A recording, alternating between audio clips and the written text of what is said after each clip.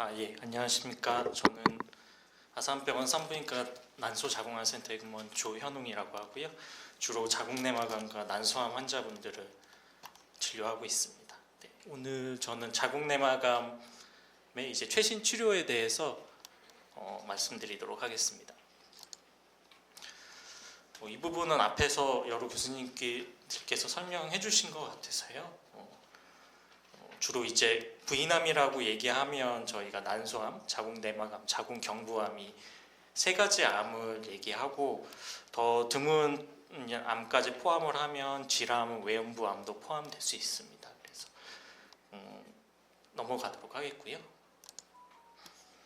일단 자궁내막암에 대해서 좀 설명을 드리면 저희가 이제 여성 생식기에 발생하는 부인암 중에서는 가장 많이 발생하는 암이라고 생각하시면 됩니다. 그리고 최근에 굉장히 빠르게 증가하고 있습니다. 이 국내 데이터인데 이제 난소암과 자궁내막암, 자궁경부암의 최근 발생률 추이를 보시면 자궁경부암은 좀 감소하고 있고 난소암은 완만하게 증가하고 있는 반면 자궁내막암은 굉장히 빠르게 증가하고 있습니다. 그래서 매년 1, 2%씩 증가하고 있고 20년 전에 비하면 환자분이 4배 이상 늘고 있는 좀 최근에 많이 각광을 받고 있는 암입니다. 자궁내막암은 대부분 예후가 좋으신데요. 그렇긴 하지만 한 15에서 20% 정도 이제 많이 진행돼서 진단되신 분들에게는 역시 예후가 좋지는 않고 이렇게 진단되신 분들은 5년 생존율이 조금 낮은 것으로 보고가 되고 있습니다.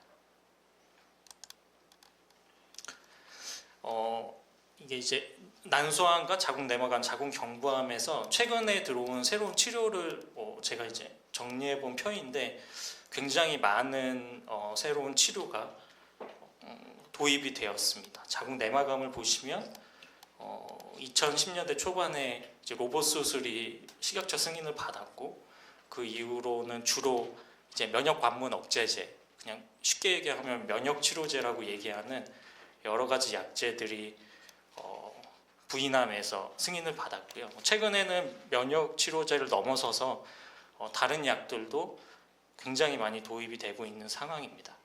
그래서 이것에 대해서 다 설명드릴 수는 없고 최대한 좀 이해하기 쉽게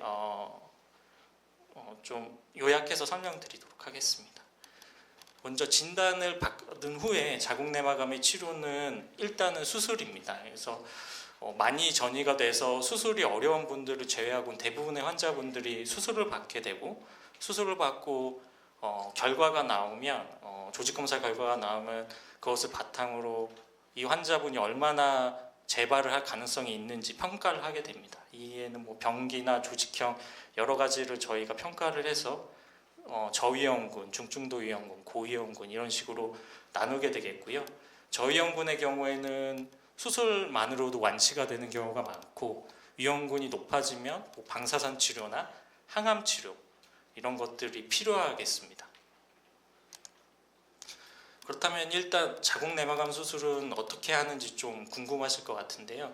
자궁내막암 수술은 일단 이제 수술 방법에 따라서 배를 크게 열고 하는 이제 개복 수술이 있겠고 이제 복부에 구멍을 뚫어서 복강경 수술기구가 들어가서 하는 복강경 수술, 그리고 그것보다 조금 더 진보된 버전으로 이제 로봇 기구들이 들어가서 로봇팔들이 수술을 하는 로봇 복강경 수술, 이 세 가지 기법이 있겠습니다. 그리고 앞에서 자궁경부암 할 때 이제 강옥주 교수님께서 얘기해 주셨지만 자궁내막암에서도 이제 감시 림프절 절제술이라는 걸 하는데요. 예전에는 이제 자궁암일 때 자궁 주변에 지나가는 림파선은 최대한 많이 제거를 했었는데 그렇게 되면 이제 림프액들이 순환을 하지 못하면서 다리가 붓고 이런 부작용들이 생깁니다. 그래서 그런 부작용을 방지하기 위해서 이제 암이 가장 잘 가는 그런 부분을 저희가 감시 림프절이라고 하는데요. 그 부분만 최소한 수술을 해서 치료 효과는 동일하게 유지하되 합병증은 최대한 방지하는 그런 수술이라고 보시면 됩니다. 그래서 자궁내막암이나 자궁경부암에서 대부분 이렇게 저희가 수술을 하고 있습니다. 예, 자궁내막암의 수술 범위는 여기 보이시는 자궁과 나팔관, 난소, 물론 이제 초기거나 임신 능력을 보존해야 하는 경우는 좀 다를 수도 있지만 자궁과 나팔관 그리고 난소까지 제거를 하는 것이 일단 기본 범위이고요. 아까 말씀드렸듯이 자궁 주변에 있는 림파선에 전이가 있을 수 있기 때문에 이 다리 쪽으로 내려가는 혈관 주변에 있는 골반 림파선이나 대동맥의 아랫부분, 하부 대동맥 림프절도 절제를 해야 되는 경우가 있습니다. 이제 그 다음으로는 이제 진행성이나 재발성 자궁내막암일 때 저희가 항암 치료가 필요한데요. 그 항암 치료에 대해서 말씀을 드리도록 하겠습니다. 이 도표는 이제 최근에 자궁내막암에서 새롭게 도입된 항암 치료에 대해서 정리를 한 표인데요. 보시면 알겠지만 과거에는 사실 새롭게 도입되는 치료가 거의 없었습니다. 이제 이 파클리타스 카보플라틴이라는 항암제는 주로 난소암이나 자궁내막암 환자에서 많이 쓰는 약인데 이 항암제가 이제 2010년도 초반에 도입되었고 이 이전이나 그 이후 한 10년, 20년간 새로운 치료가 사실 거의 없는 어떻게 보면 암흑의 시기였습니다. 하지만 이제 2018년, 2020년 이제 면역 치료제가 자궁내막에 도움이 되면서 면역 치료제뿐만 아니라 굉장히 많은 약들이 자궁내막암에 도입이 되었고 그로 인해서 저희는 이제 환자분들에게 뭔가 치료에 희망을 줄 수 있고 이제 많은 무기를 좀 갖게 된 것 같습니다. 치료 효과도 굉장히 많이 좋아졌고요. 여기에 대해서 간단하게 좀 설명을 드릴 수 있을 것 같습니다. 먼저 자궁내막암은 이제 치료 약제도 많이 바뀌었지만 이제 어떤 환자들이 어떤 약에 듣는지 그거에 대한 이제 관점도 많이 바뀌었습니다. 저희가 이제 자궁내막암 환자 굉장히 많은 수백 명 이상의 환자들의 이제 암 조직으로 어떤 유전자의 변이가 있는지 대규모로 분석을 한 미국의 연구가 있었는데 그 연구에 따르면은 자궁내막암 환자는 이 4가지 그룹으로 분류할 수 있습니다. 그래서 그룹별로 보면 이 P53이라고 하는 단백질에 이상이 있거나 유전자에 이상이 있는 경우는 굉장히 예후가 안 좋은 환자들이었고 이런 환자는 항암 치료를 해야 치료가 그나마 좀 잘 듣는 경향성을 보였고 이 DMMI라고 하는 거는 이제 어떤 유전자 이상을 이제 복구하는 방법과 관련된 것인데 현미부수체 불안정성이라고도 부릅니다. 이런 그룹의 환자에서는 면역 치료가 굉장히 잘 되었습니다. 또 일부 환자에서는 이제 이 폴이라고 하는 유전자의 돌연 변이가 있었는데 이런 환자들은 사실 치료를 하지 않아도 다 완치가 될 만큼 치료 효과가 좋아서 현재는 이런 이 4가지 그룹으로 저희가 암 환자분들이 진단이 되면 분류를 해서 그거에 따라서 치료를 하는 것이 최근에 좀 도입이 되고 있는 추세입니다. 이거에 따라서 이제 항암제나 표적 치료제에 대한 반응도 다 달라질 수 있습니다. 그래서 자궁내막암의 약물 치료는 이제 거의 패러다임 변화 수준의 큰 변혁을 겪고 있는데 일단은 새로운 약들이 많이 들어왔습니다. 그래서 대표적으로 면역 치료제, 상품명으로는 키트루다, 젠퍼리, 임핀지라고 얘기하는 면역 치료제, 면역 관문 억제제들이 도입이 됐고요. 최근에는 이제 난소암에서 많이 쓰던 이제 파프저해제라고 하는 일종의 표적 치료제가 자궁내막암에서도 최근에 도입이 되었습니다. 그리고 이제 자궁경부암 그리고 난소암에서도 말씀해 주셨지만 항체약물 적합체라고 하는 새로운 개념의 항암제도 자궁내막암에서 도입이 되었고요. 이런 약들은 이제 바이오마커 그러니까 어떤 이제 특성이 없어도 쓰이지만 이렇게 표적 단백질이 있거나 이 약이 이제 잘 들을 만한 그런 바이오마커가 있을 때 잘 쓰일 수 있습니다. 그래서 조금 딴 얘기긴 하지만 예전에는 전통적인 암 치료라고 하면 환자분이 암에 진단되면 수술하고 방사선 치료하고 항암 치료했습니다. 어떤 환자마다 다 같은 암이긴 하지만 특성은 다른데 같은 치료를 했고 어떤 분들은 효과가 좋아서 잘 지내셨지만 어떤 분들한테는 효과가 없었죠. 하지만 어떤 분들이 어떤 치료에 효과적인지 알 수가 없기 때문에 이렇게 일률적인 치료를 했습니다. 하지만 현재의 치료는 소위 환자 맞춤형 치료라고 하는데, 환자가 진단이 되게 되면 거기서 유전자 검사를 할 수도 있고 여러 가지 검사를 시행합니다. 그런 검사를 토대로 이 환자분이 어떤 약에 들을지 평가를 미리 예측을 할 수 있고 저희가 치료를 선택할 수 있는데, 그런 게 이제 혈액이 될 수도 있고 조직이 될 수도 있겠는데, 이런 것들을 저희가 바이오마커라고 부릅니다. 그래서 저희가 환자분 수술하거나 혈액을 뽑거나 해서 거기서 이제 유전자 검사나 여러 가지 검사를 해서 이제 바이오마커에 대한 결과를 얻으면 그걸로 이것에 맞는 표적 치료제를 쓰는 것이 이제 환자 맞춤 치료의 개념이라고 보실 수 있겠습니다.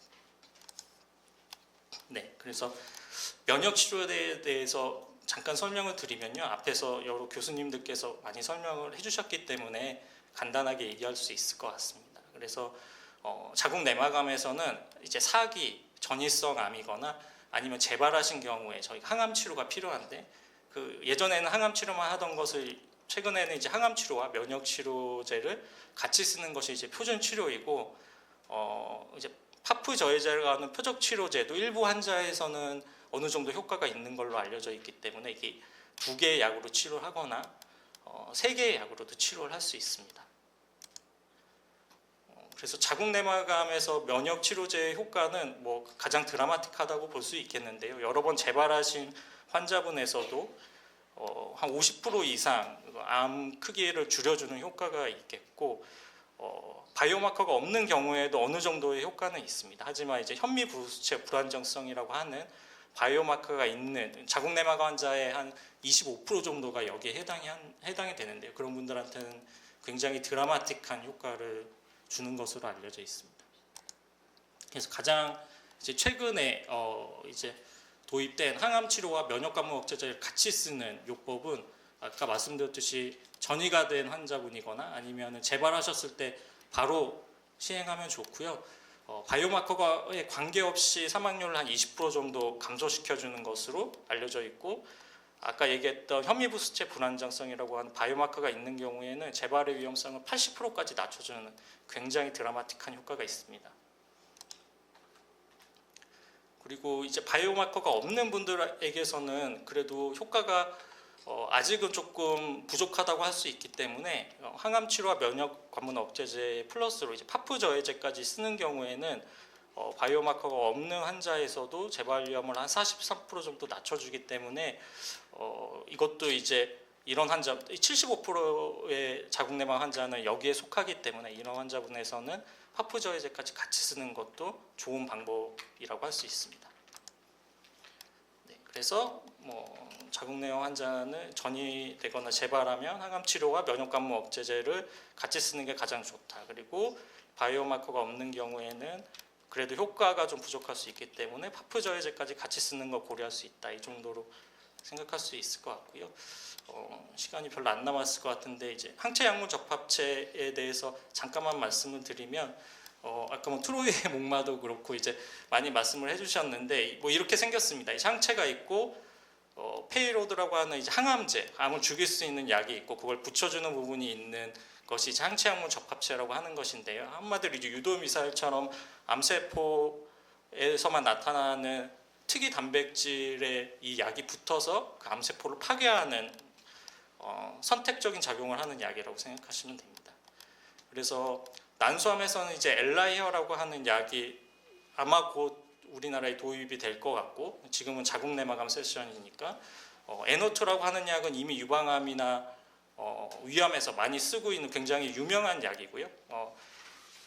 부인암에서도 굉장히 큰 효과가 있습니다. 지금 자궁 내막암에서 50%, 최민철 교수님이 얘기해 주신 내용이긴 한데 굉장히 큰 효과가 있고, 보통 이렇게 여러 번 재발한 환자분들은 그냥 기존에 저희가 옛날부터 쓰던 항암제를 쓰면 10명 중에 1명도 반응을 하지 않습니다. 그렇기 때문에 이 40%에서 50% 정도 반응한다는 건 굉장히 드라마틱한 결과라고 생각할 수 있을 것 같고요. 그래서 현재 저희가 이건 아무나 쓸 수 있는 건 아니고, 이게 HER2라고 하는 단백질을 어느 정도 나타내는 암종의 경우만 사용할 수 있기 때문에 저희가 조직 검사에서 이 단백질의 발현율을 확인을 해서 쓸 수 있습니다. 예, 그래서 거의 마지막인데요.